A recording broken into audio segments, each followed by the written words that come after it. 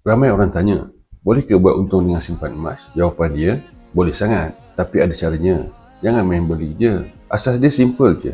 Beli masa harga rendah, jual masa harga tinggi. Macam kita beli barang masa sale, lepas tu jual masa harga naik. Tapi ini bukan main trade hari-hari tau. Emas ni bukan untuk orang yang nak kaya cepat. Kalau anda ada duit yang tak kacau selama 2 tahun atau lebih, tukar je kepada emas. Contohnya RM300 sebulan, konsisten tukar kepada emas setiap bulan. Duit tu jadi simpanan emas. Bukan je susah nak bocor. Tapi kalau harga naik 50 ke RM100 per gram dalam 2 tahun, dah dapat untung tu. Tips kedua, simpan selama mungkin. Jangan jual emas melainkan kalau ada peluang untuk tukar emas tu kepada aset yang lebih baik dan boleh bagi cash flow.